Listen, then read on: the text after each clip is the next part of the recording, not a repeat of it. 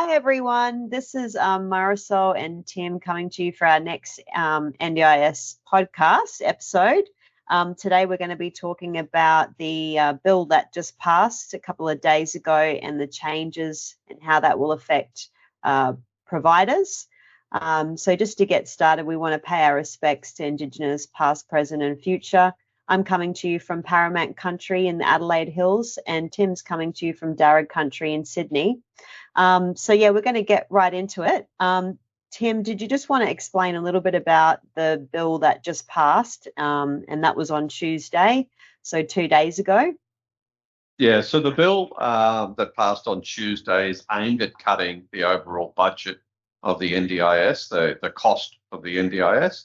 And to do that, there's quite a few changes that they are implementing. Currently, there's 765,000 participants on the NDIS. They plan over the next 3 years to reduce that to 600,000. And so that, on the surface, looks like 165,000 being cut, which it's true, but they're also going to be stopping around another 165,000 entering the NDIS. So that will mean overall a cut of around 330,000 people from the NDIS. So that's the big overall goal of the budget. And to achieve that, they have done a whole heap of little things inside, which we'll get into shortly. But the bill itself comes into effect 7 days after it passes Parliament and once it's been ratified by the Governor-General. So the bill will be in effect from next week. Yeah, okay, wow. So we've got a few days to wrap our heads around these changes. I know One of the big things you said that is coming that's going to affect providers. So if we just focus on how this bill is affecting providers for this episode, we'll do another episode on how it's going to affect participants. But one of the biggest things that you were mentioning was that no one will be able to submit a change of circumstance or a plan reassessment on behalf of a participant. So if you could just talk a bit about that. Yeah, so from going forward, at the moment, support coordinators, providers, OTs, behavioural therapists are submitting for plan reassessments or reviews on behalf of participants. As of next week, that doesn't happen. The only people who can submit a plan review are the participants themselves, the nominee, or a child representative. It cannot be another provider. It cannot be an advocate. Nobody will be able to submit that has been currently submitting. Nobody will be able to continue to submit.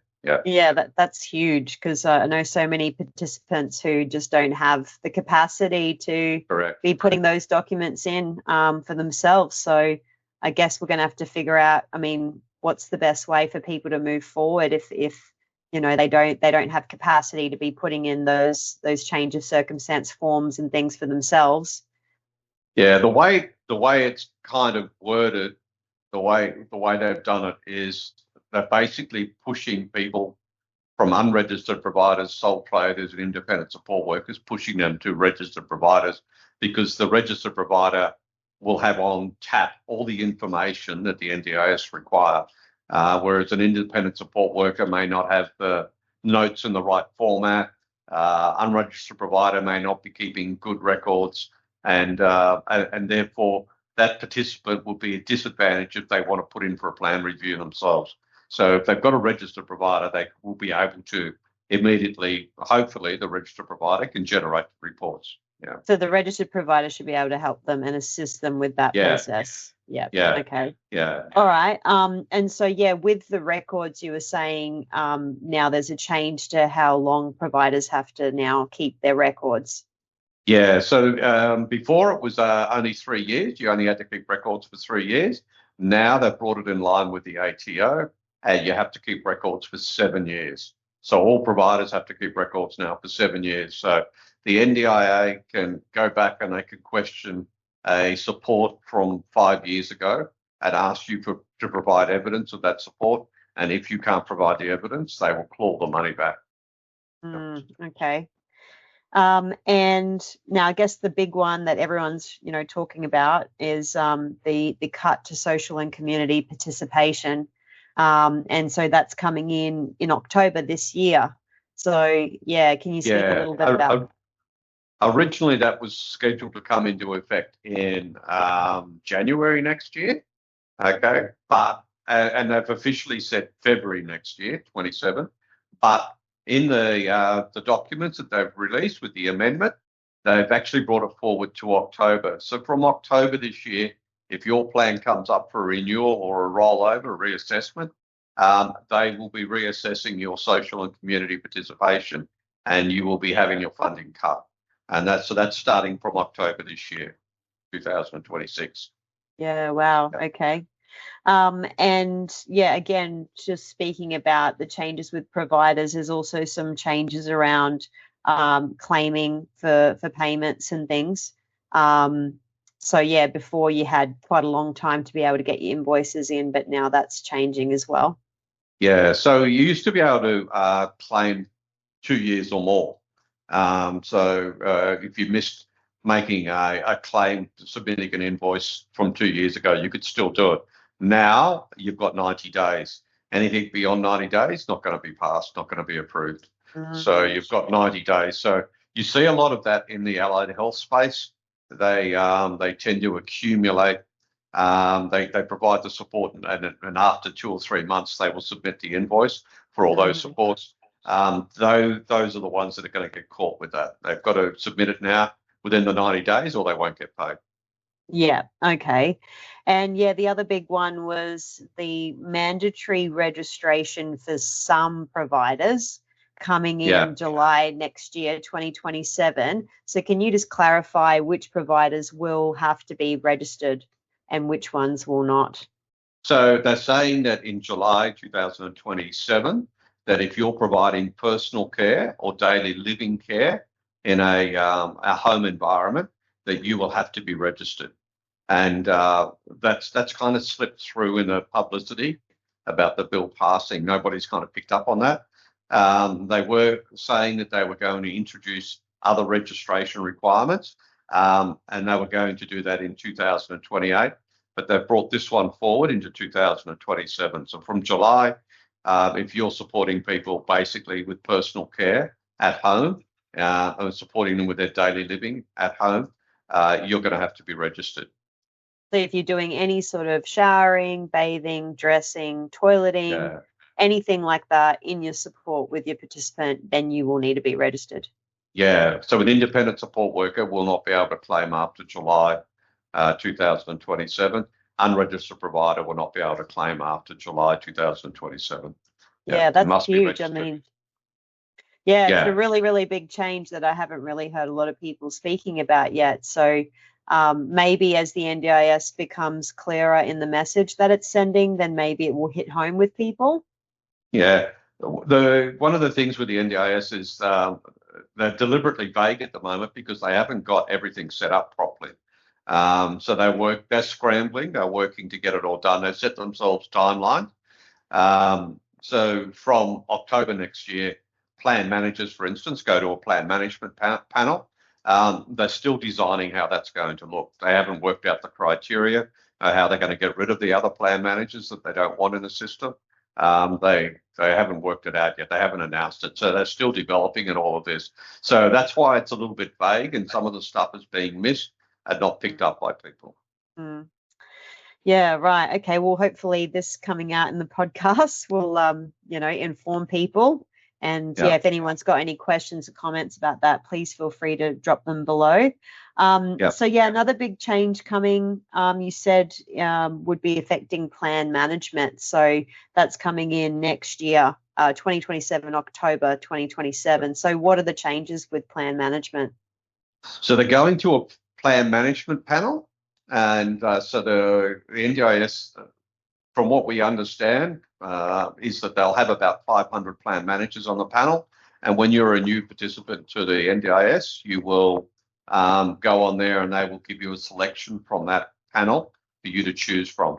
That's the way they anticipate it will work. Obviously, there's going to be a transition period. So they're going to cancel the registration. They've initially said 30% of participants of plan managers are going to have their registration cancelled. but we're hearing the number's going to be significantly higher than that, and there'll be a 6 months transition period for participants to find another plan manager. So when they cancel a registration of Joe Blogs over here, you will be given access to the panel, and you have to choose somebody from that panel. Yeah. Right. Okay. So how would you get, so if you're a plan manager, how do you get to be on the panel? They haven't released that criteria yet. We don't know. Oh, okay. Okay, Yeah. curious. One of the things that we've heard, so once again, unconfirmed, but they've told us that the plan managers can't be involved with any other support. So they can't be registered for any other support group. They have to be standalone plan managers. They can't be doing support coordination. They can't be doing core supports or capacity building supports as well. Okay, all right. And lastly, also, there's some changes coming to support coordination. This won't be anytime soon. This is more in 2028. You were saying around July they were going to bring in the changes for support coordination. So originally, before the bill passed, it was meant to be October 2028. They were going to phase out support coordination. They're going to merge it in with the LAC role, and then they'll have this navigator system in place. And between those two is how people will find their supports or be directed to support providers. They've now brought that forward to July 2028, so they brought it forward 4 months as well. Yeah. But still the same idea with the local area coordinator role and the support coordination role coming together and merging to be the navigator role. Again, they haven't released all the details because they're still working on it, but that's what their plan is. Yeah. Yeah. Okay. All right. Well, those are like the main topics, I think, with the bill that just passed and the changes that's going to affect providers. Yeah, I mean, any last thoughts or feelings about all of these changes coming in really soon? I mean, 7 days to implement the bill that's just been passed. I mean, they're not wasting any time, are they? No, so they debated the bill longer than they're taking to implement it, which is that, you know, like it's very rushed. I think a lot of the changes are good. They're going to be good. It's a lot of it is aimed around the fraud and the scammers, and we get scammers every day. We get somebody trying to scam a participant every day. We have a good filter here to filter it out. But the changes are huge. It's like a lot of people are going to be off the NDIS. They'll have to find alternative supports which haven't been set up yet by the states. So it will be significant change for a lot of people. Currently, between registered providers, unregistered providers, and independent support workers, there's about 300,000. And if they reduce the participant numbers to 600,000, that's only 2 participants per provider. So there's going to be huge changes because none of that is sustainable. It won't be able to be sustained going forward. Yeah, big changes to come. All right, well, we'll leave it there, and we'll just say to our audience that if you have any comments or questions, please feel free to leave them in a comments box below. We'll also have all of our contact details as well in this video, so if you want to reach out and you have any other questions, or if you want to get in touch with us, you can do it that way as well. So we'll say goodbye for now. We'll see you in the next episode. All right. Thank you, guys. Bye.